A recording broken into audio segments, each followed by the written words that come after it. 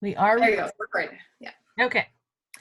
So today's webinar is about the virtual experiences in nursing education, experiences of Canadian nursing faculty, and we are privileged to have a number of simulation experts who have used a variety of different virtual simulation platforms that are going to share with you today.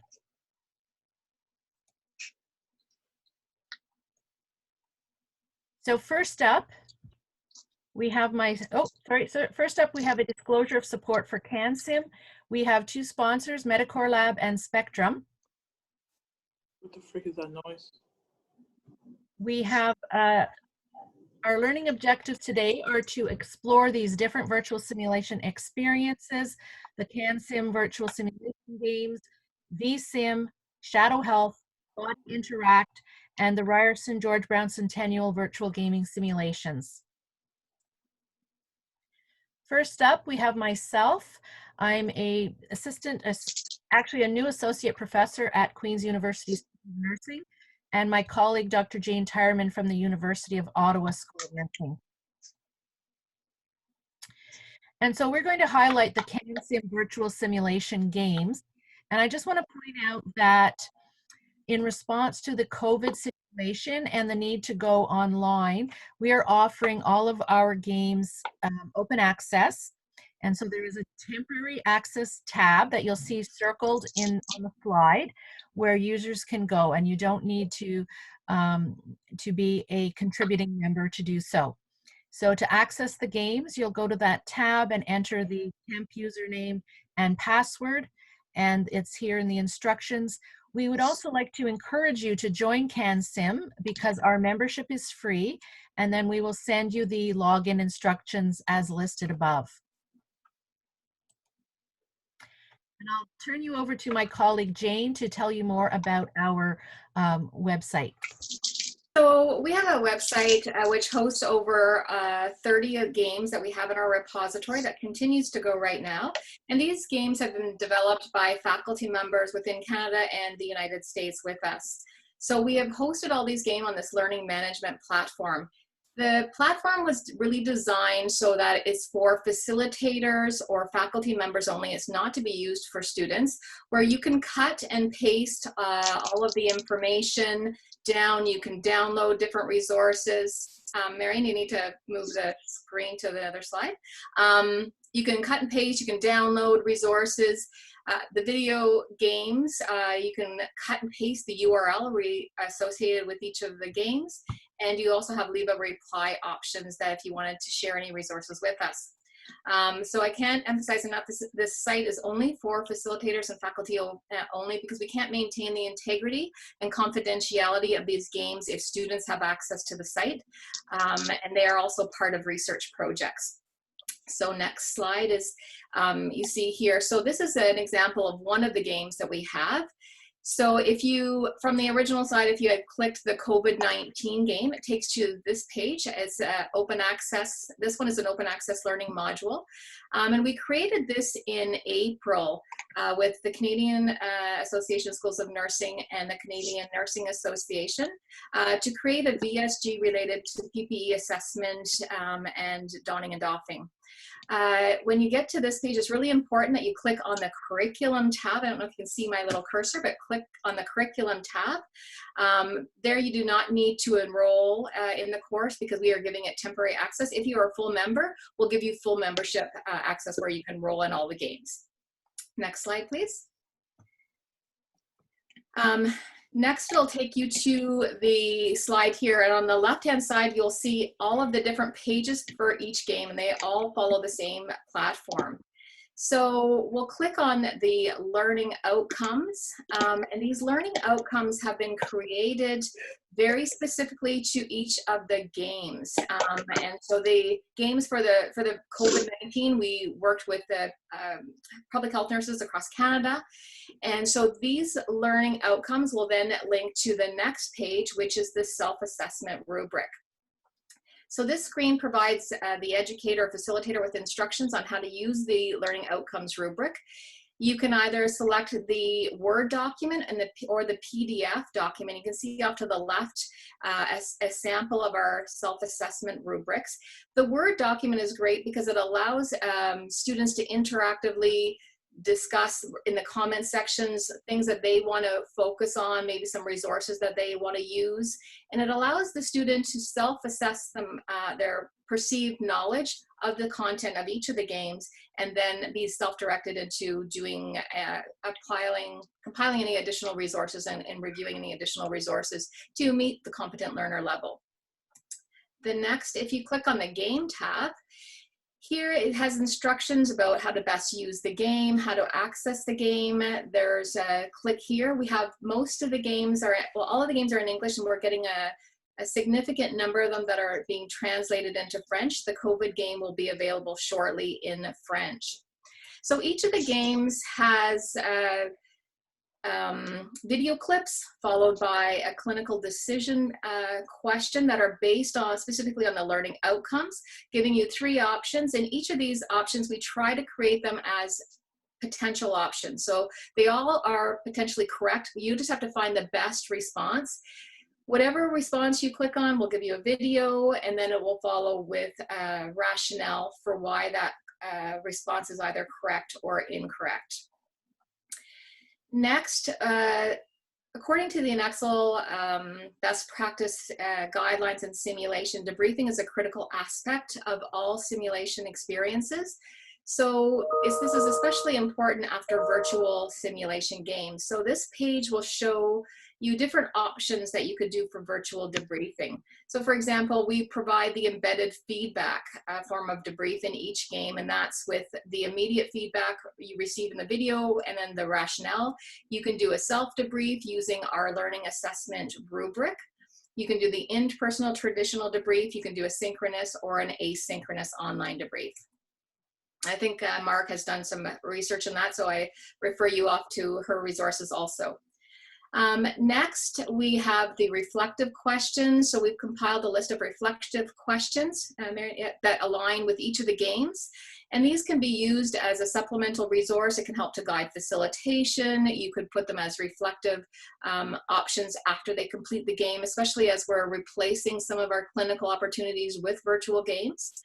And then the final page is the resources. So these list all the resources that went into creating each of our games so that you can access them also and assign them as pre-simulation preparations. So you can pick and choose which ones you want to do. At the bottom of the resource page is a leave a reply. If you find that there's any specific resources that are missing here, we would be happy for you to add that, provide that in the leave a reply, and I will add that to our learning management platform.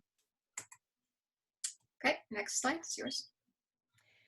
So we've only have 5 minutes to talk to you today. So we would refer you to a previous webinar that we recorded about the CanSim virtual simulation game page, which is in our webinar series tab. So you can go back and you can hear a little bit more and see some of the video clips from our games.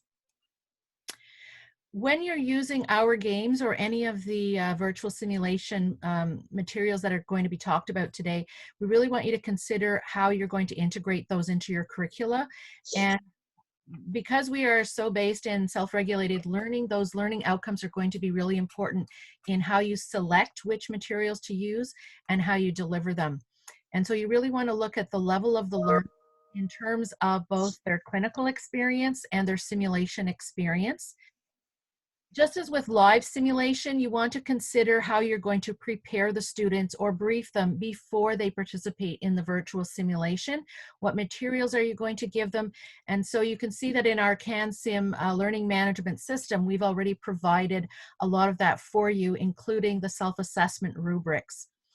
You could potentially play the game in a group setting using Zoom and stop at each of the decision points and have students come up with the correct decision as a group, or you can have them play the games individually.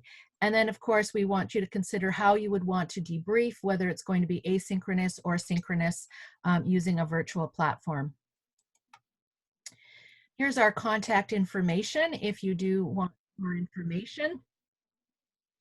And we're saving questions for the end of the entire presentation.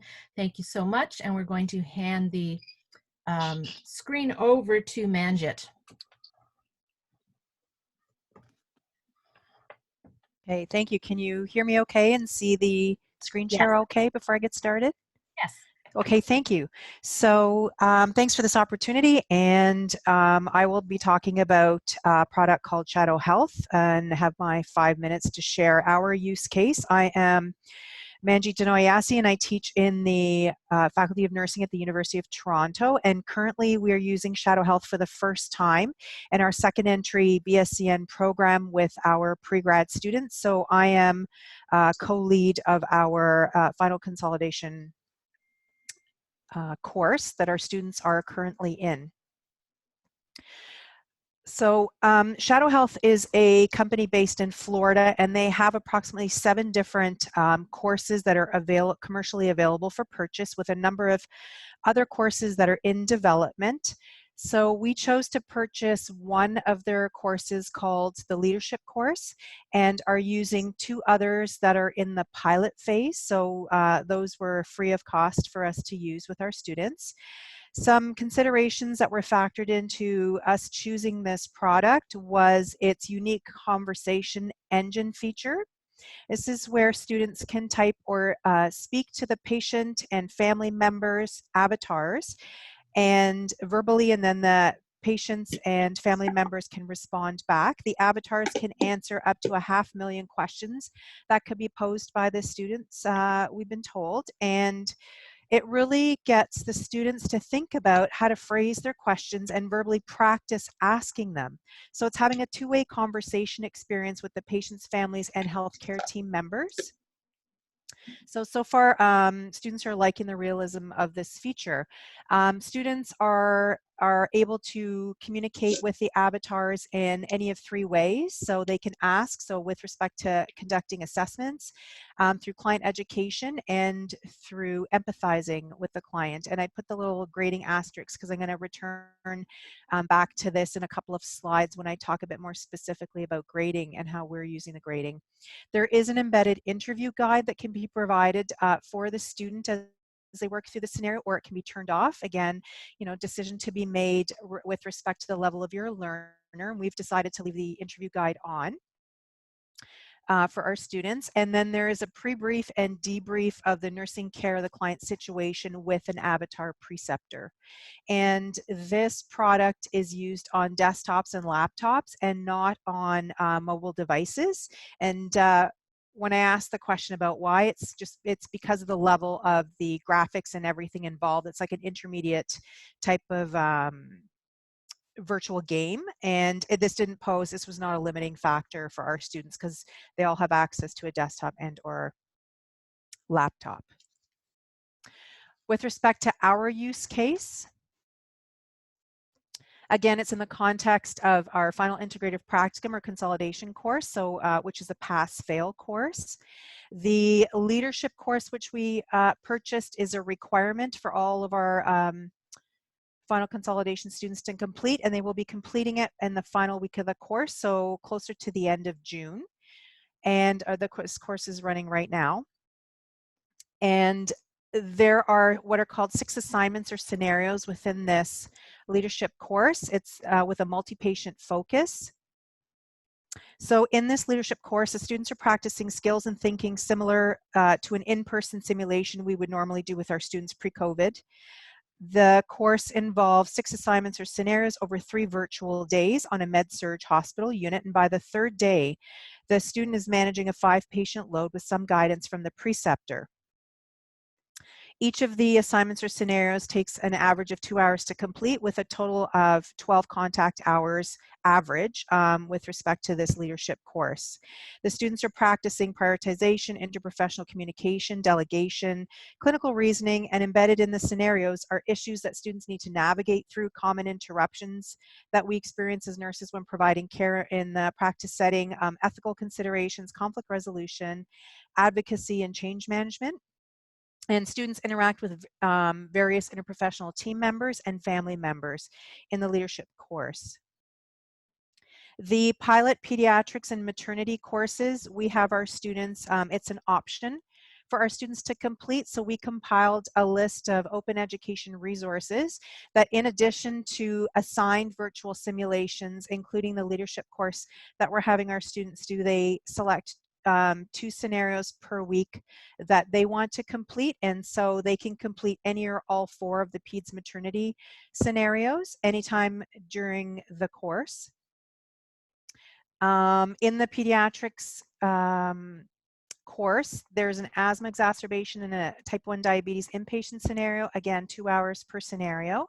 And in the maternity course, the pilot course right now, there's a mild preeclampsia scenario in an outpatient setting, as well as an active labor scenario. Documentation is included in each scenario in the format of flow sheets, narratives, and the electronic patient record that students are completing as they go, as they work their way through the scenario.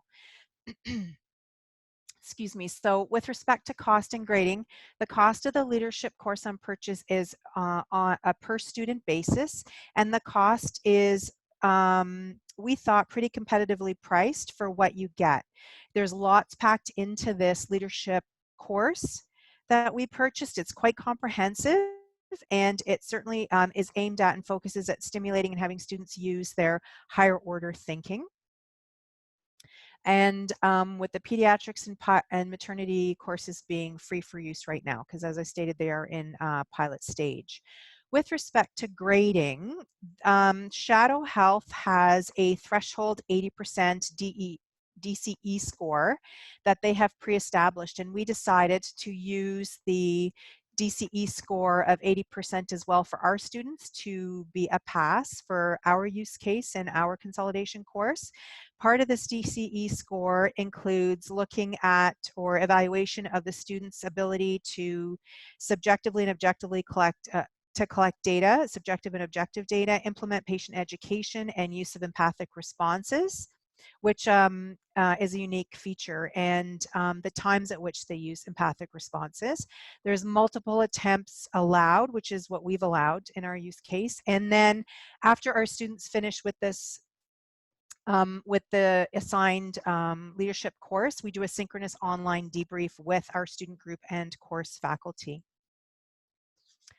From a faculty support and learning required perspective, there was a pre-purchase demo access provided, and really, in summary, my experience of the onboarding and getting this started with our using this in our course is really, I could sum it up by saying it was very wrinkle-free and quite easy and straightforward to do. The initial pre-deployment asynchronous overview for faculty was really helpful. There was a pre-implementation meeting with a Shadow Health instructional design team member around setup, implementation, how do we access grades. So we as course leads didn't have to show other faculty that are in the course how to do this. We all kind of were on a meeting together with their instructional design team member, and they showed us all at the same time. It was very streamlined onboarding for faculty and students, and there's an embedded asynchronous orientation to each course for the students and faculty to do before they start the course. So it's right at the time. It's not like they're doing it weeks in advance. So that was helpful, and that the product can be up and running within 24 hours of purchase, which I can say was our experience as well. There was a quick turnaround time because of how flat and streamlined their onboarding process is, and there's excellent customer support with respect to availability, hours, responsiveness that I tested prior to us purchasing, as well as ongoing that our faculty and students have anecdotally supported, saying that there is excellent customer service support. How am I doing with time? You don't have much time left. Okay, so I think just real quick, I wanted to share that what our students like so far about the maternity and or PEDS optional scenarios that they've been working on. Certainly the ability to have the two-way conversation with the client, being able to practice documentation as they're going, great graphics, makes them think about nursing diagnoses, and they like the balanced emphasis between objective and subjective assessments. The one thing they said they don't like is about the conversation engine. It can be fussy about wording, so your responses to the client cannot be vague. So as a teacher and as a nurse, I like that the students really have to think about specific wording and being very clear and intentional in their wording and the questions and what they ask of their clients. I will post my contact email address in the chat, so should anybody want to contact me more about how we're using this product. Thank you. Thank you, Manjit, and we'll turn the screen over to Sandra.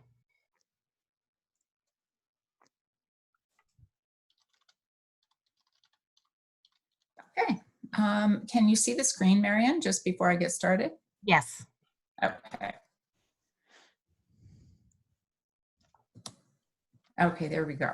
Happy Nurses Week, everyone. My name is Sandra Goldsworthy, and I'm currently a professor in the Nipissing University Canadore College Collaborative Nursing Program. I was previously at University of Calgary for the last 5 years, and I see some of my previous colleagues online, so shout out to them.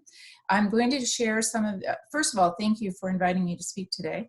I'm going to share some of the experiences I've had with virtual simulation in teaching and in research at both University of Calgary and also where I currently am at Canadore College in Nipissing.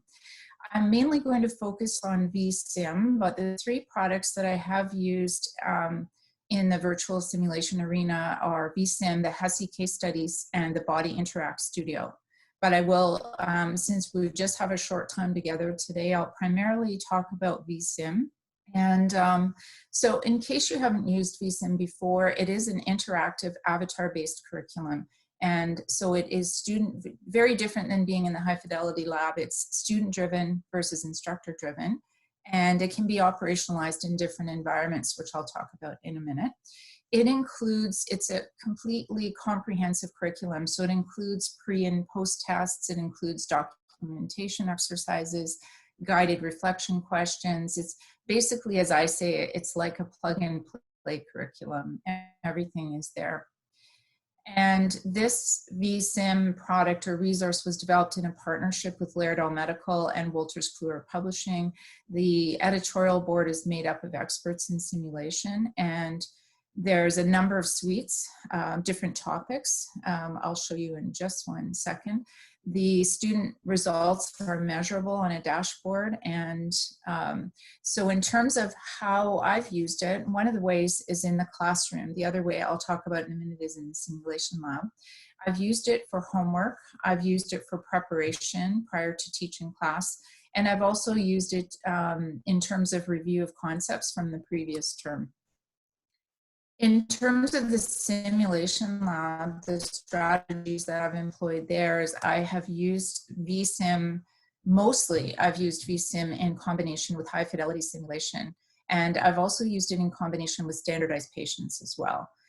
I do find that vSim rather works really well independently as well, even if you don't have which we all don't have the ability to do high fidelity simulation right now. If you look at Sim, some of you, but if you haven't, these are the components that are part of the comprehensive curriculum with vSim. So there is suggested readings. You can edit some of these pieces as well. There's a pre-simulation quiz, the actual simulation, a post-quiz, and then there's documentation assignments if you choose to use those. And finally, there are some guided reflection questions. It is very interactive. The students receive immediate feedback, which they really, really like. And the suite that I've used the most would be the MedSurg suite. Here's an example on this screen of the feedback that a student would receive. So it's almost like a serious gaming mode where students are really motivated and driven to continue and work towards mastery in these cases, so that if once they see their feedback and they see how, what percentage they achieved, they are really driven to go back and try it again. Some of the feedback, I'll let you just read some of the comments that our students have said about vSim. When I asked my students in a class of 108 to comment on vSim and how it helped them in their learning, I had 102 replies. So and 99.9% of them were very positive, so they found it very helpful.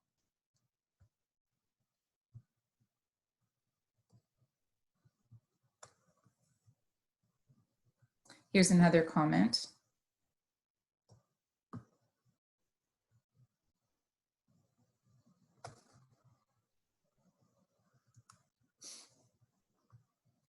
And so you can see by the comment, the students find the simulations within the vSim suites very realistic. We've used them a lot in the deteriorating patient scenarios. And the students also found that it really helped them to connect the theory and the practice together.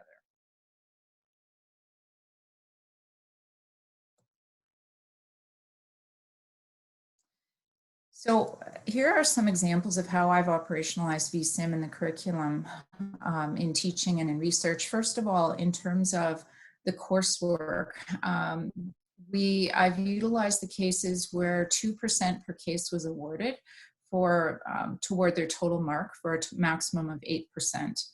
We gave the students the term to complete the 4 cases. The cases, you should know, take about 45 minutes to complete. It depends on the student, but generally that's the amount of time that it takes to complete one scenario. I've mostly used the vSim with year 2 and year 3 BSCNs. As I mentioned before, I've used it in the classroom and the sim lab. And in research, we've studied the use of vSim as a pre-briefing method. We've also studied it in between high fidelity simulation days, and it has shown, the results have shown significant increase in competency and self-efficacy. So we've seen some really promising results from the research.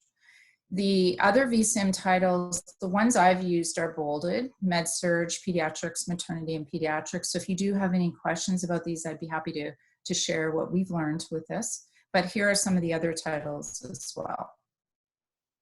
And each one has a comprehensive curriculum with it. The price right now for vSim, I believe they did some relief funding, or sorry, relief pricing for this during the COVID piece, but it's about $140 Canadian per student. And that includes the usually 12 months access, depending on which suite you receive. The Med-Surg is a 2-year access. In terms of support for faculty and students, there is a faculty implementation manual. There's also a student online implementation manual. My experience has been that I find that the students just jump right into it and go right ahead, and I've had very little issues with them learning how to operate the program. More, it's the faculty that take time to go through the manual, and the biggest way really is to practice with it and try it out that way. There's also webinar support and mentorship by other faculty available with people that have used it before. In terms of a recap, as I mentioned, the learner drives the scenario, and so I think that's what students really like about this. It's accessible. They can complete the vSim at the time and location of their choice, or you can assign it within class or before class as well. It helps them to achieve mastery because they have opportunities to repeat the scenario as many times as they want. And so in that way, it really helps to build confidence as well. And the questions are all based on NCLEX style questions. So that's a little overview of vSim. I'm happy to answer any other questions at the end or after the presentation. Just a brief piece around Body Interact scenario. I'm not sure if any of you have seen this. We're very lucky at Canada or Nipissing to have an interactive table. You can see a picture of students gathered around. They can complete a case. It's a touch screen technology. But where I have used it is in the app, and due to COVID mainly.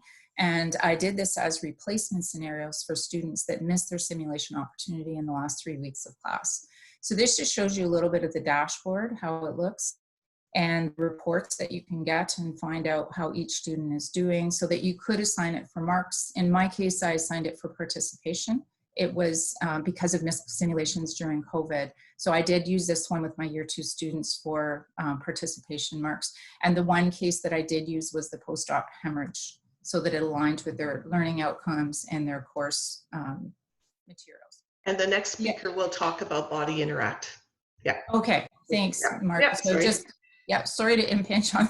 Sorry. And the other, just to finish up, are the HESI case studies. I've just started using these at Canada or Nipissing. We awarded 5% marks over the term for these. They completed 4 cases. And these cases, you can see that I use the Med-Surg ones, but there's multiple different ones that you can have. The cost is $108 Canadian per individual per purchase, sorry. Or if it's bundled, it's less. And this is an example of what it looks like, but they're basically an unfolding case study with multiple choice questions, so not an avatar based like the vSim. Last couple of things I wanted to share, and I think I've already mentioned most of these, but how you can use virtual simulation if you haven't been using it already. And these are just, some ideas for places where it seems to fit really well and where I've tried it as well. Lastly, just some tips. I know now that we're in the COVID-19 situation and we're all moving into the online, or we've moved already into the online environment, I would just say try to start gradually. Take a look at the implementation manuals. The best way to really learn some of these platforms is to try it out yourself and play around with it a little bit. That will really help your learning the most, I think. But also reach out and ask other educators that have used it. I think that's probably the fastest way to find out how you might be able to use it and to give you some ideas. I've left my email here, and thanks very much.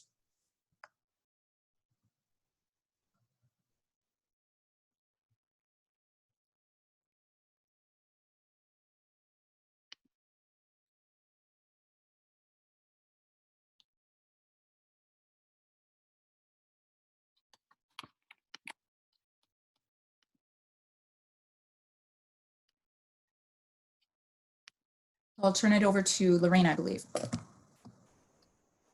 Hi, can you guys see, can you see my my screen?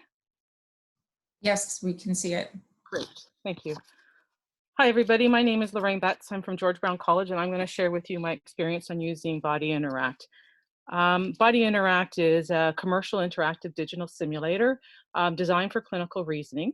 You can choose from a variety of cases according to the level of difficulty specific for your learner and appropriate to the learner's level of study.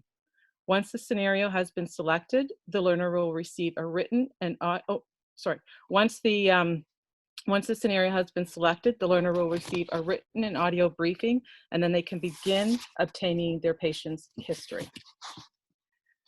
The patient and or family member will respond to the questions asked.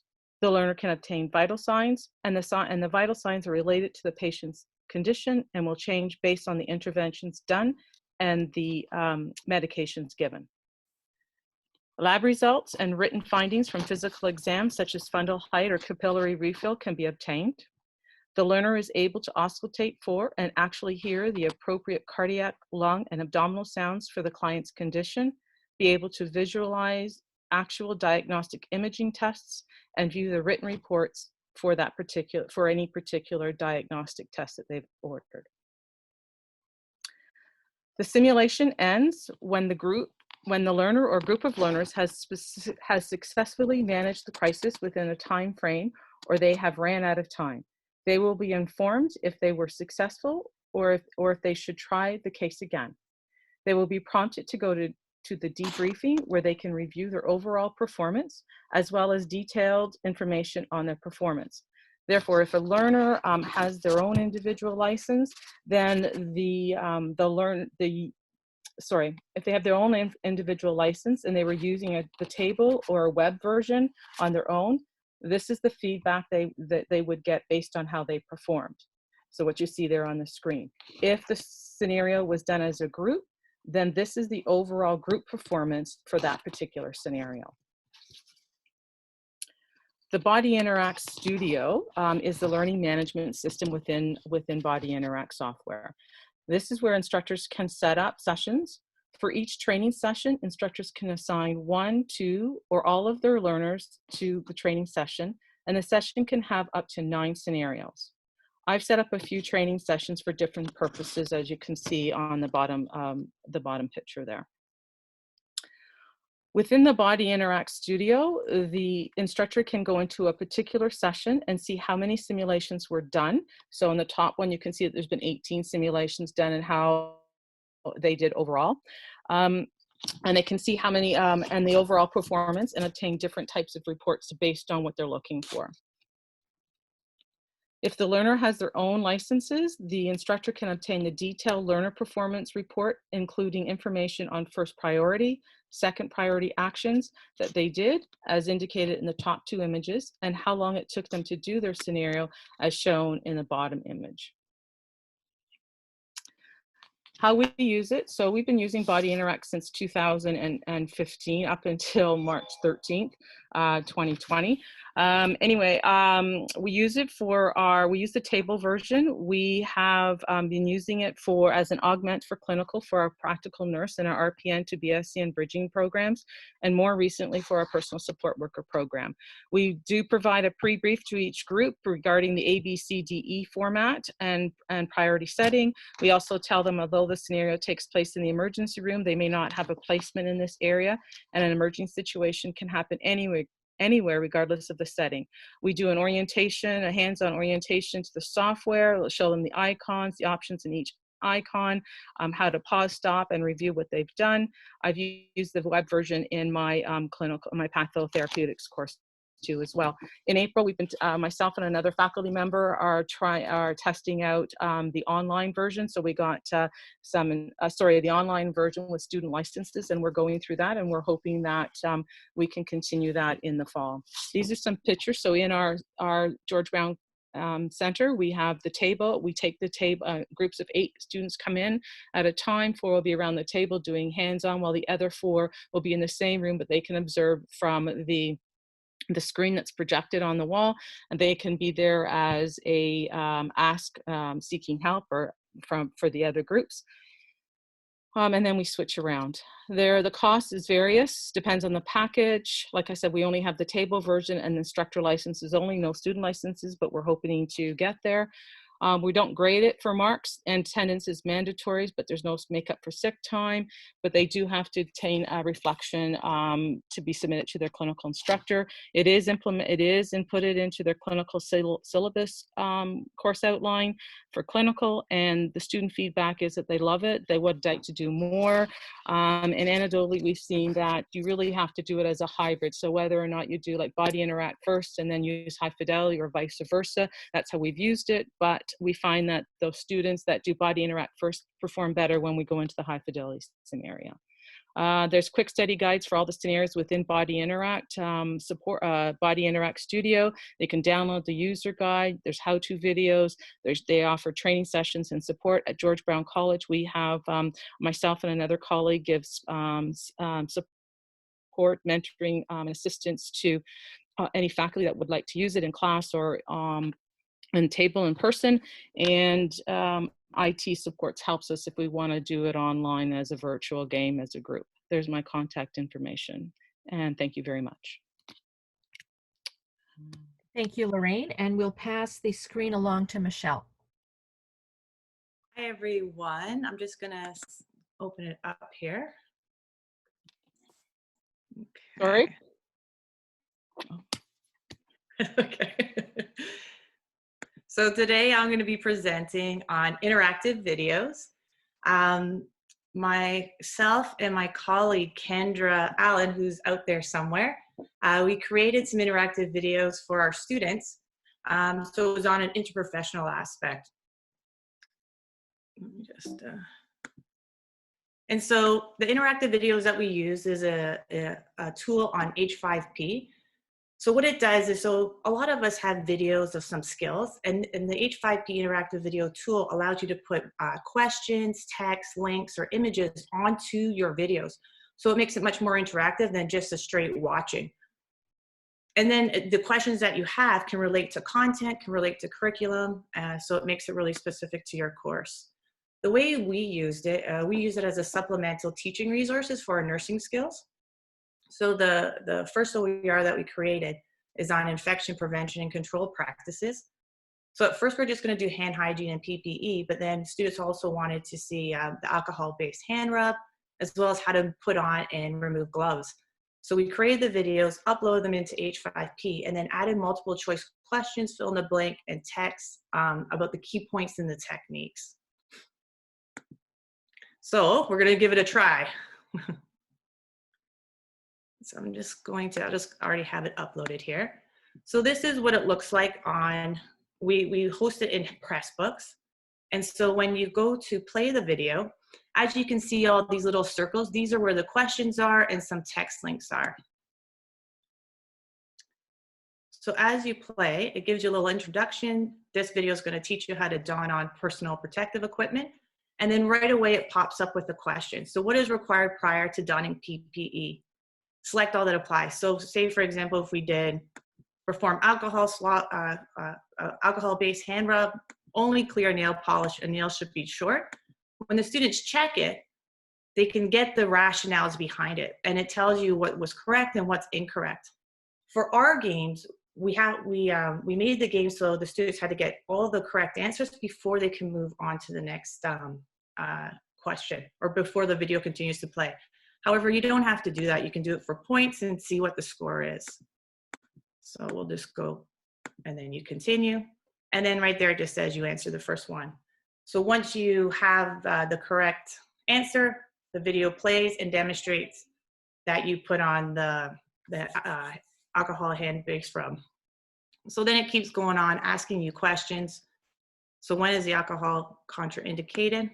I'm just going to answer these for everybody just to kind of move it along. It's a little testing the knowledge of our students.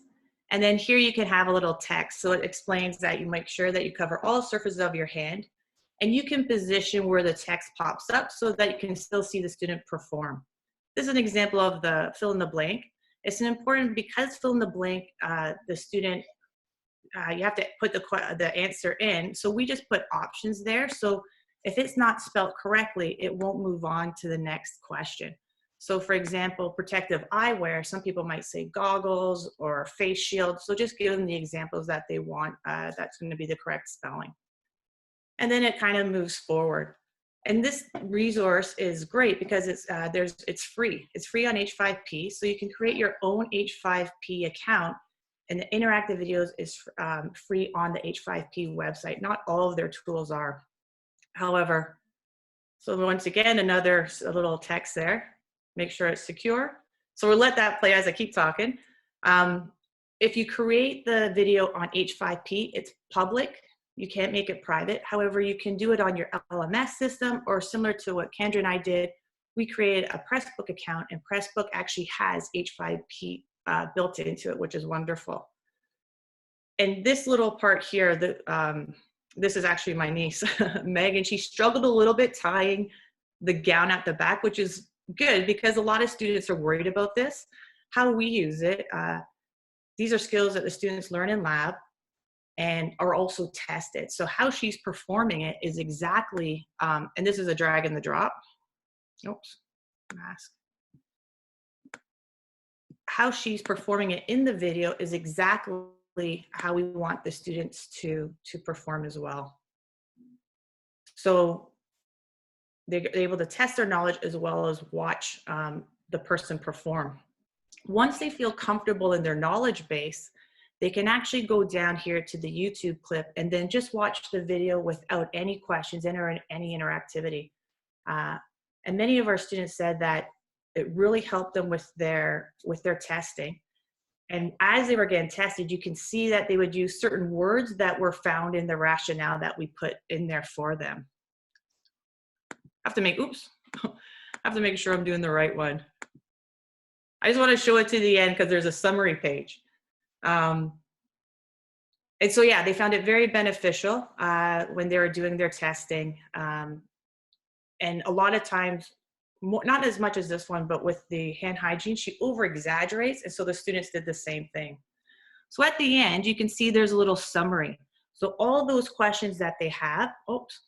Oh, geez, I just missed the summary page.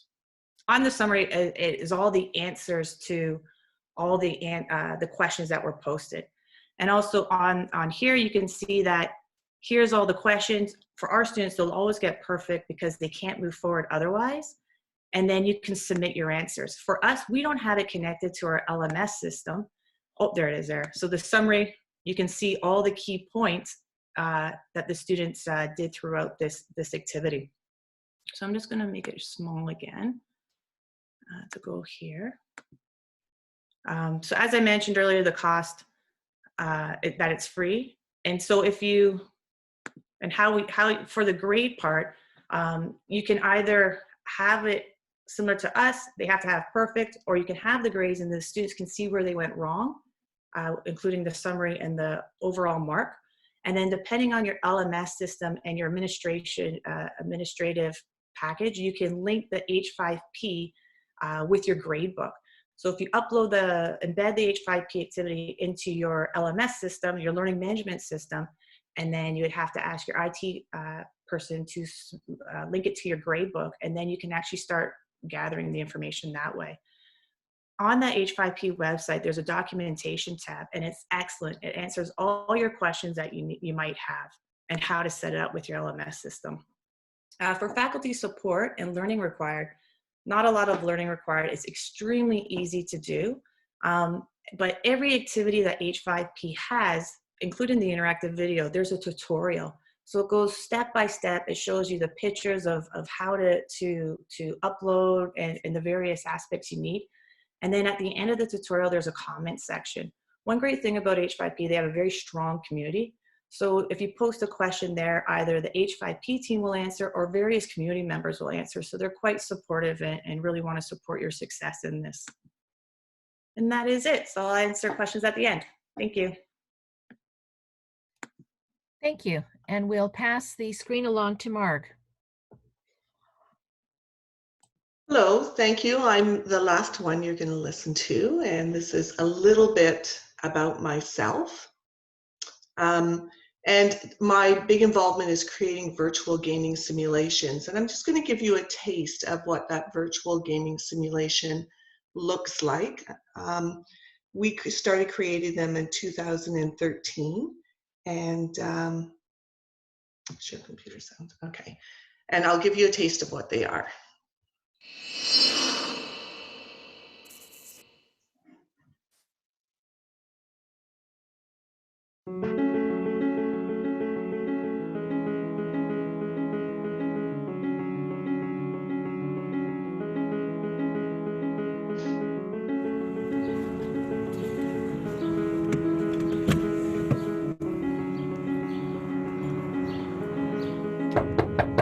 Who is it? What do you want? As I said at the door, my name is Ann Jones. I'm a nurse who visits families in the community. Would you like to sit down? Do you want some tea? Oh, look at those bruises. Who is she and what is she doing here? I have to call the Children's Aid Society. You will take Sasha away from me? Get out! What's best for you is to end your relationship with Joseph. What do you write down? I don't want you writing anything down. Shut up! You're too stupid to know anything! I'll visit you some other time. He does not have the key to the building or to the apartment. So that's it? Some pamphlets and a card? You have to watch your tone of voice. Get out!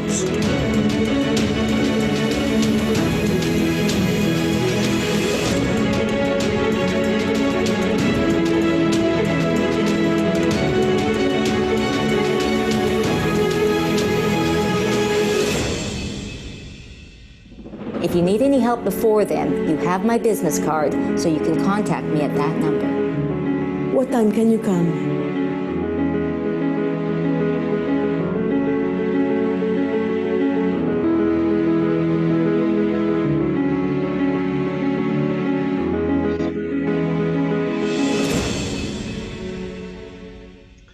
These virtual experiences, these virtual experiences that we've created are a little different than some of the other ones you've seen, in that they have live actors and everything is filmed from the user's point of view.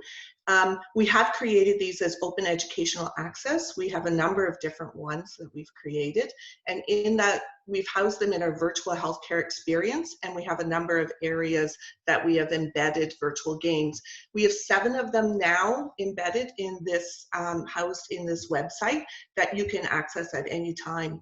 Our uptake has been huge. We've had over 180,000 plays of our games in the last couple of years. And interesting enough, 100,000 were in the last month, as you can well imagine. Our virtual gaming simulations, how we use them is that we always teach the content first. The virtual game you just saw is a very sensitive topic and deals with depression and domestic violence. So we want to ensure the students have the knowledge base before they apply their knowledge in a virtual setting. And often that's how a lot of us, whatever kind of virtual experience we actually have, we actually ensure students have content first.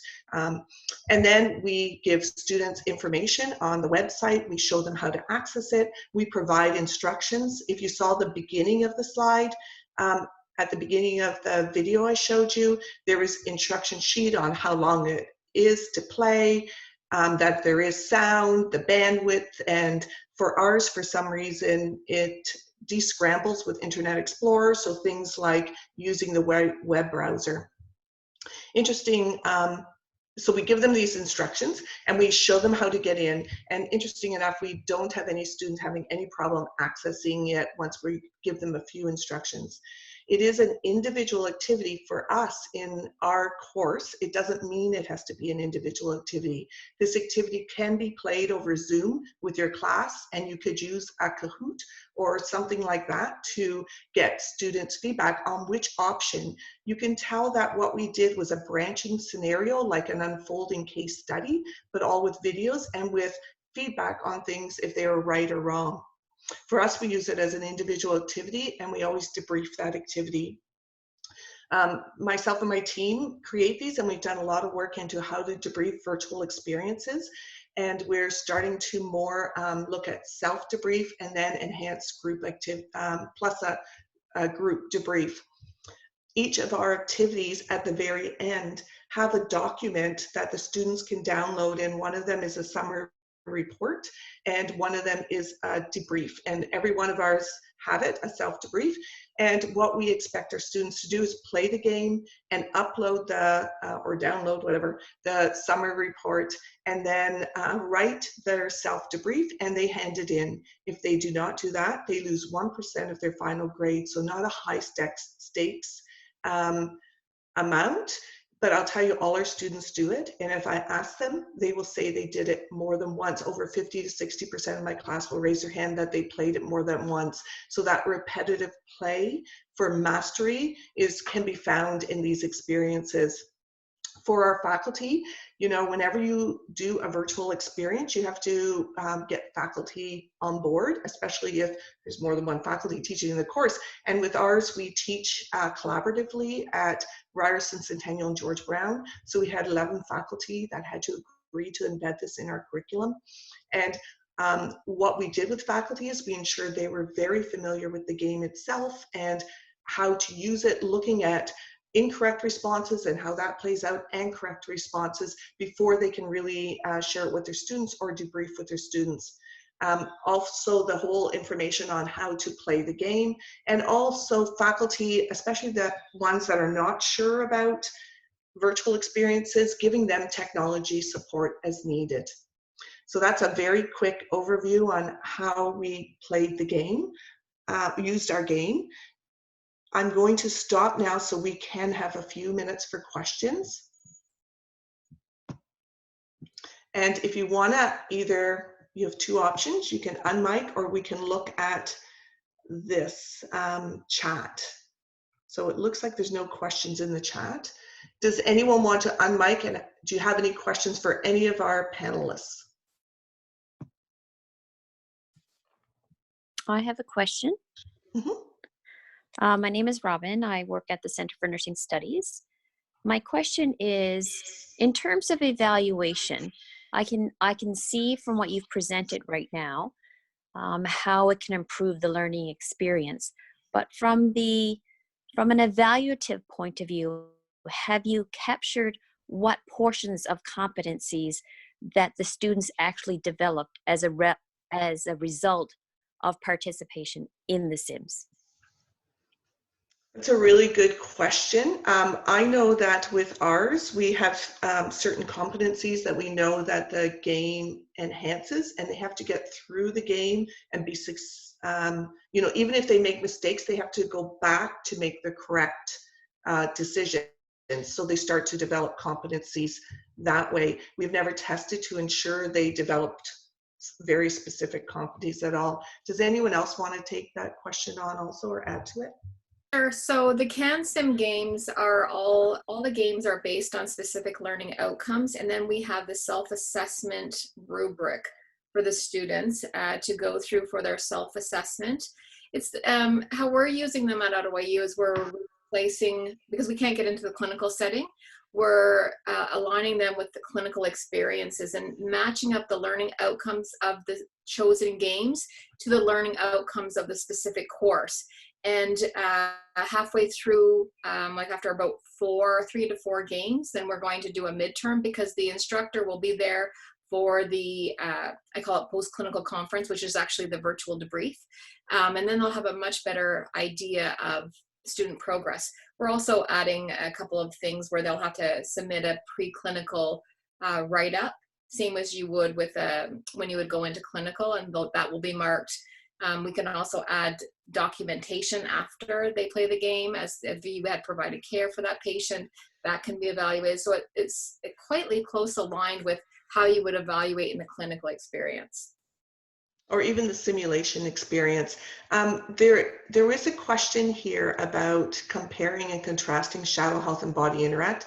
I think our purpose of this was to share what we're doing with it. I think comparing and contrasting, you go back to learning outcomes and what are you trying to achieve, and does this meet your learning outcome, and so forth. So they all have pluses. Everything we've shared has pluses. So there isn't, we're not going to say today there's a right one or wrong one or anything like that. There is another question about schools paying the costs. So just a note that a number of the resources we've shared today are absolutely free. There is no cost. There are a couple that there are costs for it. And this is probably particular to Sandra and Manj. If you want to talk about, are you getting students to pay for it, or is your university paying for it, or what's happening? Sure, I can comment on that. So at the University of Calgary, the Faculty of Nursing purchased the licenses when I was there. I'm not sure how they're doing it now. At Nipissing and Canadore, the students purchased the licenses themselves. And so we've had a lot of discussion around that in terms of, you know, that in 2020, that isn't, you know, that is an ebook, that is a resource like a textbook. And so, but you do get into situations where you have, you know, the odd student that can't afford the resource. And I would just add to the previous question that we do assess the virtual simulations within a hybrid format with competency-based checklists and also knowledge surveys. So. Mm-hmm. And I think there's a fair bit of research studies out there related to knowledge and pre-post knowledge to do with all these activities pretty well. And from most of what I've read in the studies I've done, knowledge does increase after these, even when we compare them to exact same one in high fidelity, and do they have similar outcomes, and they do, or even better. Yeah, and we Sandra's found done that a lot of work. Yeah, virtual simulate. What we found in my research is that virtual simulation actually has an additive effect to high fidelity. So it remains to be seen how it performs on its own. Mm-hmm. So Mark, I can go back and answer the question about costs for our school at George Brown about Body Interact. So we have a table, and the table the organization pays for, but all of our PN semester 2, 3, and 4 students, and our bridging RPN to the degree program, bridging students, and our PSW students utilize Body Interact on the table in person. Since COVID's come around, and that we took advantage of getting some students to use the free student licenses. And I do know right now that there are different packages with different costs that have unlimited, student licenses, unlimited instructor licenses. I can't really tell you, it depends on where you want to go, what the price is going to be, but I'm hoping that as an organization, because our students like it so much, and because every student has had it up until now except for our degree students, that we will hopefully implement students' licenses, and how that works and who pays for that, we're not quite sure yet. So we're still trying to figure that piece out. Just a note, we will stay on and answer these questions, whoever can, and I know some of you are booked for the hour and need to go. The Virtual Simulation Community of Learning is hosted this, and there is a website with a number of resources, and most of them faculty driven. If you want to look for other resources, it's a pandemic one, there's a number of them, some of the ones we've talked about today also. So someone asked about virtual debrief, and if you do a virtual synchronous debrief, what should be the sizes? I know myself, I've done studies on it, and Randy Gordon has looked at it. And one of the things is often we say about the sizes that you would do in person. We find if there's too many, it doesn't work as well on the screen. And some of the very same principles that you use in person, you would use on virtual synchronous debrief. This is a very interesting question related to clinical hours each of our programs can replace.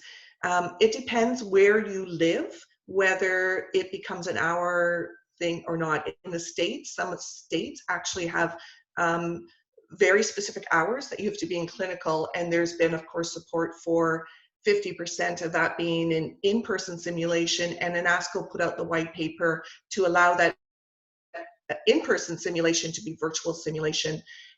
So in Canada and Ontario, where I am, there's no amount of hours. It's all to do with competencies. Have they met the competencies? So it's not as big of an issue, I guess. In Manitoba, if you're from Manitoba, they have allowed 25% to be in in-person simulation, and there's been a group discussing whether that can be virtual simulation as per the climate right now. Did anyone want to add on to that? No, but I just wanted a follow-up question. So where you said it's all about meeting the competencies, I guess that's where my question came from. How do you prove, say to accreditors or whatever, that students have achieved the competencies that you're looking for using those simulation scenarios?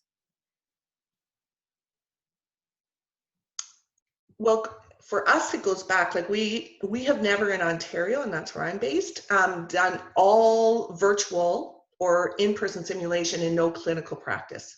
So they've always had clinical practice, and if in clinical practice you don't prove competency, you are not successful, and you have to stay, you have to repeat, right? So definitely that is where the bottom line is. We have not, and I don't know if any of the panelists know, but we have not looked at virtual simulation and said, oh, you've met these competencies now in clinical because you've done it virtually. Does that help? Yep. So basically, really, it comes down to clinical judgment of the faculty. If they feel through repeated exchange or through like the graded knowledge things that they've mentioned, that they're demonstrating knowledge, they're asking appropriate questions, that somehow they have met those competencies. But again, it has to be an additive when they can go and actually demonstrate that in the clinical area as well. That's right. We call it augmenting clinical practice as opposed to replacing totally. There was a question about clinical hours. And Sullivan has written that study on replacing 2 hours of clinical with 1 hour of simulation, and can that be transferred to virtual simulation? That is the discussion right now in our pandemic. Let's see. So the answer is really, we don't know. And this is time to be exploring how we can provide evidence that these virtual simulations are comparable to live simulation as well as clinical. Or how many simulations do they need to do to demonstrate competence? That's right. And some people are in the chat becomes alive, right, during these meetings. And, talking about different, like Sentinel City and stuff like that, there are other ones around. We wanted to highlight a few that from all of the presenters are on the steering committee of the Virtual Simulation Community of Learning. And we asked, what do you have out there? Because we were asked to showcase what we're doing. Any other questions? or anything I missed in the chat. It's moving so quickly, I'm having a hard time.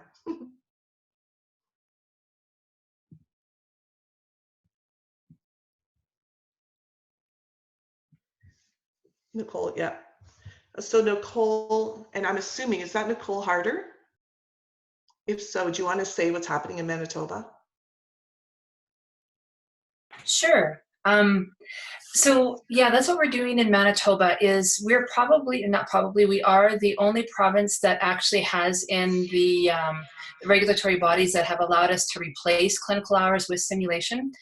And so we have previously we're up to 25%, but as of next week, we'll actually be going up to 50% of clinical hours being able to be conducted in simulation. And then they've also included that stipulation where 1 hour of simulation equals 2 hours of clinical practice time. And they're with simulation, they are including in-person simulation, virtual simulation, standardized or simulated patients. They're not getting into the nuances of what kind of simulation, because simulation really is that umbrella term.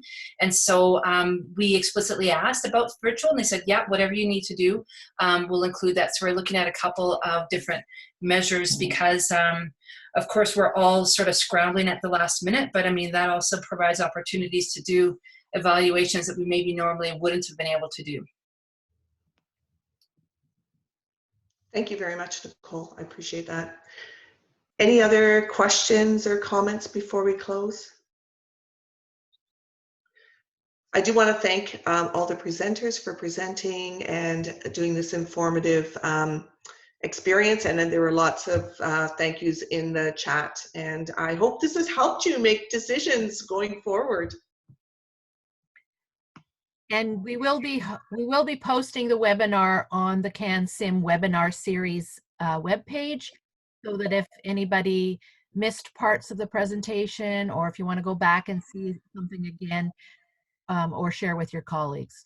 So thank you very much, and we'll be posting it shortly.